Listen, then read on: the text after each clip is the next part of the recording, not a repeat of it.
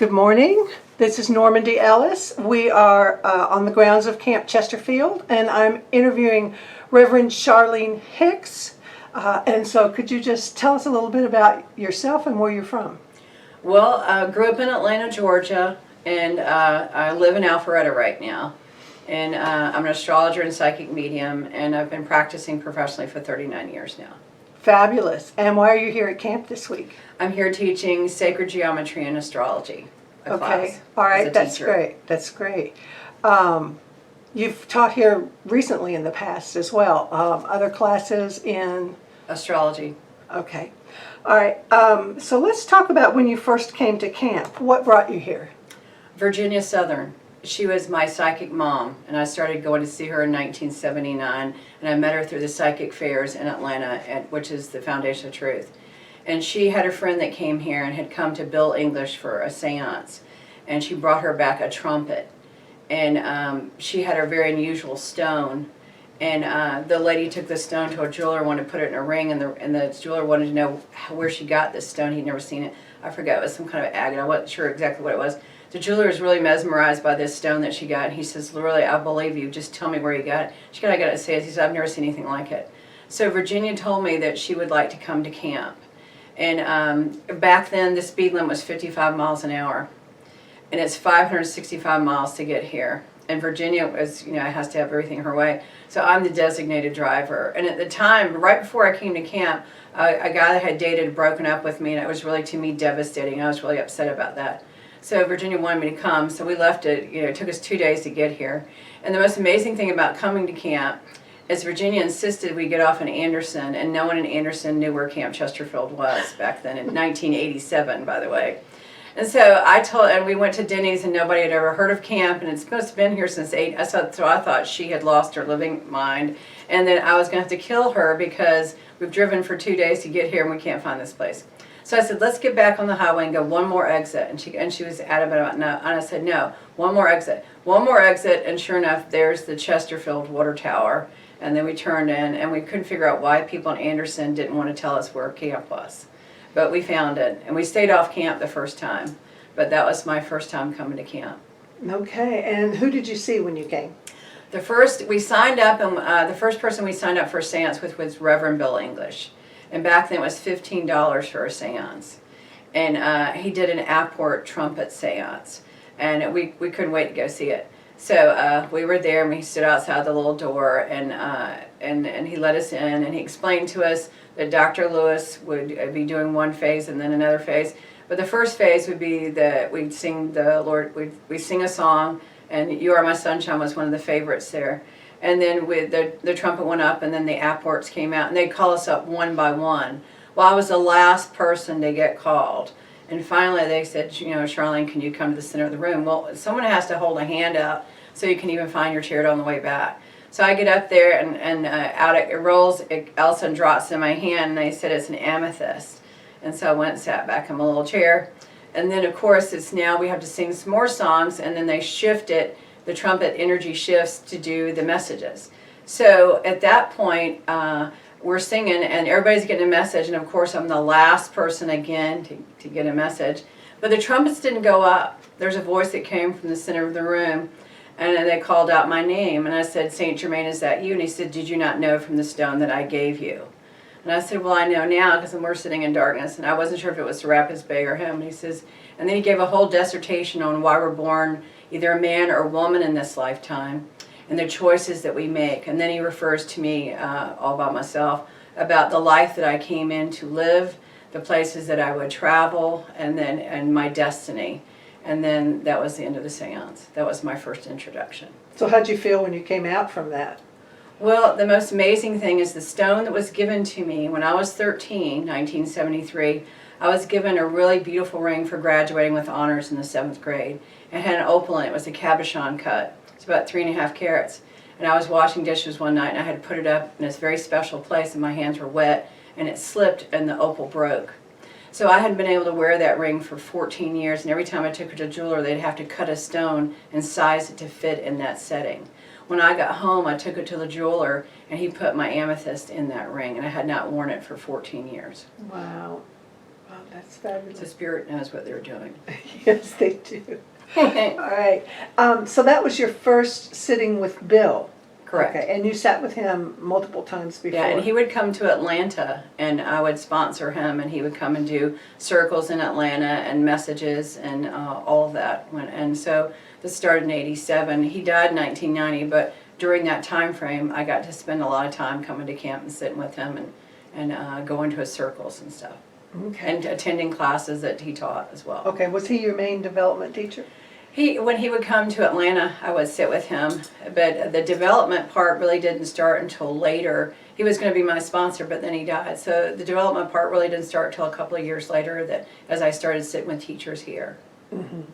And who did you sit with when you were here, when you were coming? Well, I sat with Louise. We had message circles with Louise and trance development with Louise. We sat with Don Dugar. And that was loads of fun because he's, one of a kind. Yeah, tell me about Don before we go on with too many, because nobody's spoken of him yet. Okay, well, Don, they're either in the circle or the outer circle. Some people really liked him, some people didn't like him at all. But I loved it because he had great showmanship, because when he would get up there, he put the blindfold on to do blindfold billets, and he had a toupee so always adjusted to make sure that it was in sync. And then half the audience really, would write these really not so nice messages. And he would be up there and he would tell us that he had a song that he had composed with Mozart, Rachmaninoff, and Beethoven, and that we all need to sing this song. It was Joy, Joy, Joy Down in My Heart. Well, while he was doing that, he was throwing all the billets he didn't like that had negative energy behind him and over his shoulder on the platform, and then he would start. And he could name off your birthday, your anniversary, names, and if you didn't put someone on there, he could also tell you didn't put them on there, and then he'd go on to the next one. Mm-hmm. So, but the most important thing I learned from him, that was one of my favorite sayings, he says, bless your yesterdays, for what you think today is your tomorrow. And when I counsel all my clients, I always tell them that, because everybody's so wrapped up in, past things. The number one question that women ask me when they come in for an appointment, and I've read for more than 25,000 people so far, and they've been married and divorced at least 5 years, and the husband's remarried and has 2 kids, and the one question they want to know is, does he still love me? Does he think about me? Will he ever realize how much I meant to him? And the answer is no. Bless your yesterdays, for what you think today is your tomorrow. Right. Thank you. Okay, who else did you study with? Suzanne was the primary teacher. Reverend Suzanne Greer was our trance teacher, our mom at camp. If we needed something, we'd go to her and she would tell us what we needed to do. We spent countless hours with her, usually from 8 until midnight. She'd have to have a smoke break. She'd always have coffee and cookies for us to calm down after we sat there. But back then, the classes, we'd have like 35, 40 people in a development class and a trance class. And she would let us actually come down and sit in her seance room with the trumpets. Even if she was upstairs, she'd let us come down and sit and meditate with it. And there's this one trumpet that was really big. It's called the Beast, and it would actually levitate a lot of times, but it always breathed the Holy Spirit on you, and that was pretty much one of its main purposes in the seances that I attended there. But this is for years and years and years. It took me 10.5 years to get all my papers at camp. So I don't know, out of like 7 consecutive years, we would sit with her every time when we come up. Was that because you were traveling back and forth? It's 565 miles one way. Yeah. When we came up with Virginia, it was 55 miles an hour, so it took forever to get here. Now, thank God, 70, 75, 80, But there's always a glitch on 75. There's always an 18-wheeler jackknife, and it shuts it down. There's always a 45, 90-minute delay because of some thing. So even flying is almost the same to fly to get here as it is to drive. Yeah. It's a long haul. You got to really, really want to come. But back then, we didn't mind driving all night long because we had all the top workers then. Mm-hmm. We had card writing, we had blindfold billets, we had trance in this chapel, we had trumpet in the chapel, we had trumpet apports in the chapel. Louise did trumpet apports in the chapel for a service. Right. Right. Yeah. So you were coming back in the day when hundreds of people were coming. Yeah, and at low attendance would be 150 people for a seminary. Mm-hmm. If not more. And you'd have to book a year, sometimes a year in advance to get a room at the Western. Right. Was the I think the Sunflower? I think the Lily. I think was some people still. Some people stayed there at that point in time. And then after a while, it just became the Western. And so did you have services in the cathedral? We did. Okay. And tell me what that was like. The cathedral is huge, and that was loads of fun being in there. And that was back in 96, maybe 97, 98 would have been the last, or I can't remember exactly when we stopped having services there, but I remember in 96 I had to give a sermon, and it was right before the Olympics. And then we had to drive home, but I remember doing a presentation in there, and it was in the cathedral. Can you speak a little bit to, since you've been on the platform in both situations, chapel and cathedral, can you talk a little bit about what the energy is like between those two buildings? Well, one, you can get a lot more people in the cathedral, and there's much more distance between you and the audience, and you have to really project. But it's like being in a I don't know, it's like a concert or something like that. It's very different. Whereas the chapel is much more intimate, and the energy is stronger, especially in that back room, the Holy of the Holies. It really is exactly that. I always wondered, this is where all the famous mediums have sat when I was getting ready to do a service. I didn't feel that in the cathedral as I did in the chapel. The chapel to me has more energy in it. Right. More activity. Right. Maybe because it's smaller, more condensed. Right. Okay, so tell me a little bit about some of the other people. You said you sat with Louise, so tell me a bit about working with Louise. Well, Louise, her whole line was easy in, easy out, and she would always demonstrate for us how they come in, how they come out.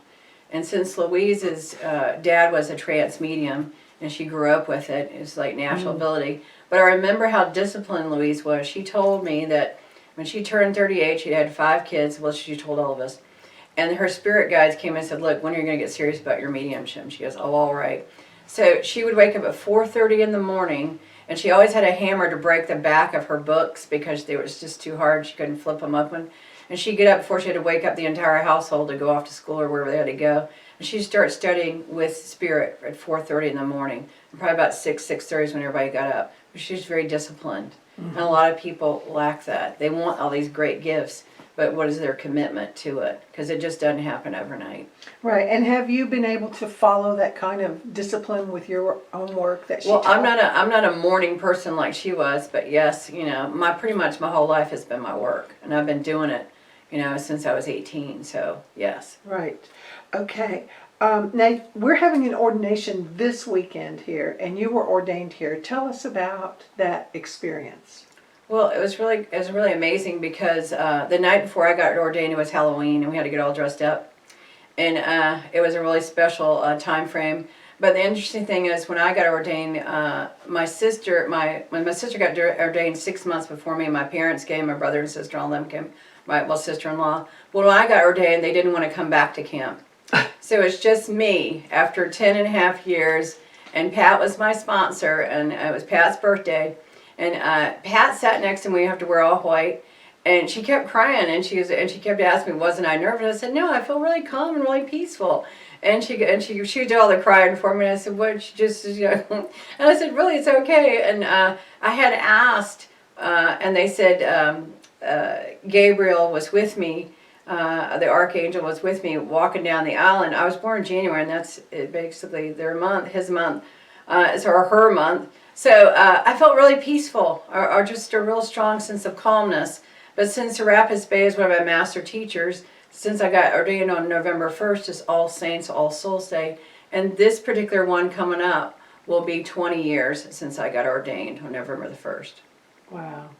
Wow. Okay, what was the story about the delay for your ordination? The delay was I was supposed to have a place to stay in August, and it didn't work out and my sister found someone else to go and stay with, so she got to graduate 6 months before me. However, the night before I got ordained, my husband, then that was at camp, came and sat with me for the first time. So we made that connection that night, even though he'd just broken up with someone else. And then he started calling, and then I was married the next year. Wow. So had I not been delayed 6 months, that would have never happened. Wow. And my sister was really upset about that. Right. And you also told me before that you were the only person walking down the aisle. I was the only one, and normally there was like 6 or 7 people coming down the aisle to get ordained. But at that point, for some reason, I was the only one getting ordained that day. And did Louise do the ordination service? She did. Do you remember anything she said? Well, I remember that like they had this lighting of the 7 candles and the progression, and that the most important thing that most people don't get is when you become an ordained minister, a lot of people go, oh, it's just a piece. One lady in Atlanta told me it's just a piece. I was like, oh, no, it's not a piece of paper. It is to you for tax purposes, but it's a whole different set of circumstances for me. Because when you stand there before you kneel down, you take a vow that even to the point of physical injury or death, you will render service. And from this moment on, from the here to hereafter, the spirit world will always be upon you, and the angel world in this life and beyond. So above all else, before your marriage and everything else, the number one thing is you've made this commitment. And whenever I've done exorcisms on homes, and I've been to some really scary places before I even walked in there, that my stomach felt like it was on fire, and it's not like you're going to throw up. It's a different kind of feeling. And when I start saying the Lord's Prayer, I feel them descending in the room around me. And no matter what may fly across the room, or I don't know, get my eyeball poked out, or who knows what's going to happen because you just don't know, there's this really calm, loving energy. Just like when I got ordained, I was very calm, peaceful. I feel that presence around me, and there's nothing else like it. I like hearing about this. Can you tell me a little bit more about how being ordained changed the kind of work that you do? Because I think that that's a really important thing for people to know. Well, one, you have this connection with the spirit world, and sometimes people understand what the word means, or some people, think it's just a piece of paper as a tax write-off. But for me, I used to work in the hospitals doing EKGs years ago, and I was really sad because I realized there's a lot of people that don't come visit people that are dying in the hospital. And they're really nice people, and they're like our living librarians, basically. I mean, they know lots of, but either the people don't want to pay to park in the parking lot, or they don't like the way they smell, because sometimes, when you're dying, you don't smell so great. But anyway, but I thought it was really sad, and I think that if anything, I'd like to get ordained so I could issue last rites. Because I had a near-death experience when I worked at St. Joseph's Hospital in 1985.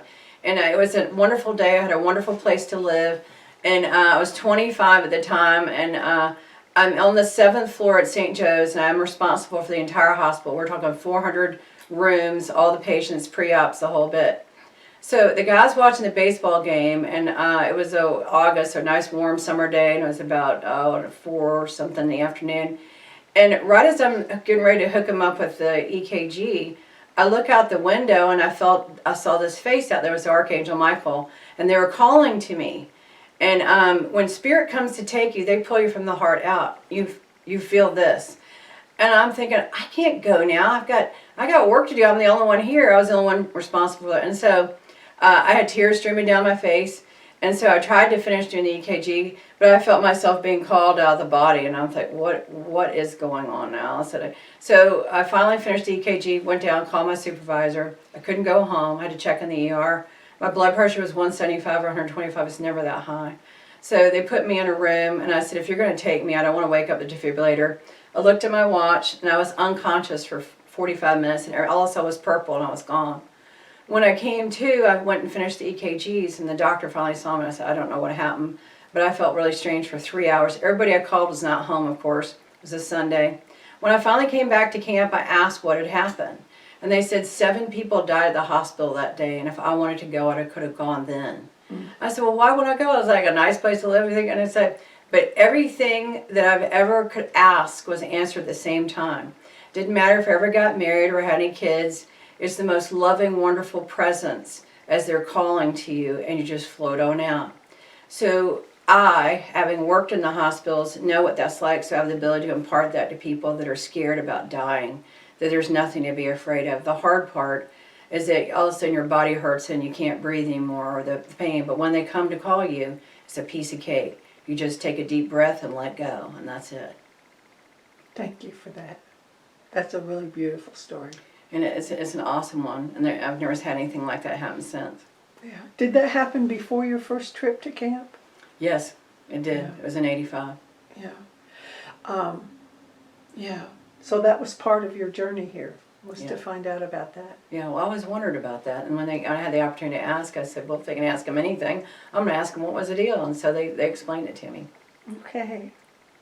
All right, we're almost out of time. Anything else you want to tell me about your time at camp, your teachers? Any memories that are popping up for you? Well, there's like 100 million of them. But the most fun thing is when we go to the seances, a lot of seances, when Bill had gone over, we go to Pat Kennedy. And Pat Kennedy's seances are awesome. And Hoyt has been also my teacher forever, Hoyt Robinette, because he travels to see us and serves our church and has been for the last, I've known him for 30 years now. But Pat, her seances, she would put these big slabs of crystals on the floor, and they look like pieces of marble, and they've got points in them. And she'd have little gifts for us because she didn't do apports, so she'd go collect stuff from all over and put them down there, and she'd fix it so we couldn't see what was in there. And we'd be singing outside before she opened the door, and she opened the door like you people, and she let us in. And before we even said Lord's Prayer, the stuff was already up. But her Indian guide, Crystal Bear, would drop the crystals on the floor and break them all up. It's a huge slab. So underneath your chair, there'd be like a little crystal point. When the lights came on, she'd more than less let you take it home. And it was in the slab before we started. Wow. And she had little musical instruments, and they'd float them around. One time, Geronimo came in, and one little drum was up, and one Indian was playing the heartbeat of Mother Earth, where Geronimo was telling us what it was like to be an Indian, what would have happened during the time frame that he was here, and about how to have respect for the earth and the animals and all sorts of stuff. But like tons and tons of teachings and all kinds of relaxation. And we were so excited after the seances, we couldn't sleep at night. And a day for us, which much longer than some of the days that kept belly aching about here, because we would be up at 7 in the morning and be in the chapel at 8:15 or 8 o'clock for a little meditation. We'd have 6 classes. We'd have development classes at 4 in the afternoon from 4 to 5. Then we'd have a church service to do, either sermon, message, or all the above. And then we'd have a little break, and then we'd get critiqued, and then we'd go to Suzanne's and sit from 8 to midnight. We'd have like a 30-minute break because she had to smoke her cigarettes. But we'd go home about midnight, and then we'd have to study and start the whole day all over again. Right. And write your sermon in between. And drive 565 miles and no sleep to get here. Right. Right. Tell me about some of the good friends you made over the years. Are you still in contact with some of those people? A lot of them, yes, because once we came here in the original time frame, we had to have a spiritualist church to work at. Well, we didn't have one, so I created one in Atlanta in 1994. So Donna Fitzgerald, Dudley Vole, Donna Vole, well, Donna Vole is ordained here, but Dudley Vole, Donna Fitzgerald, my sister Gail Hicks, Lisa Lockhart, and Joy Newer, all came to our church and basically got ordination. We ordained her, but ordination papers at camp through serving our church for the time frame that we had it from 94 to 2002 until we lost the location. But we had weekly church services. We do healing. And I think the most wonderful thing, besides the friends and stuff, is the healing. Back then we were allowed to touch and send any energy. And I think if we had more of that, the world would be a much nicer place to live. Because everybody would come in for a couple of minutes, we'd send them some healing energy. But we all got our papers. We served there, but we got our papers here. Right. Excellent. So those are some of my greatest friends are Dudley, Donna, and there's a bunch more here at camp, but yeah, for many years. Thank you for doing that. And thank you for doing this interview with me. I really appreciate it. If you think of anything else, let me know, and we'll talk again next time you're back. Okay, well, thanks for having me. All right.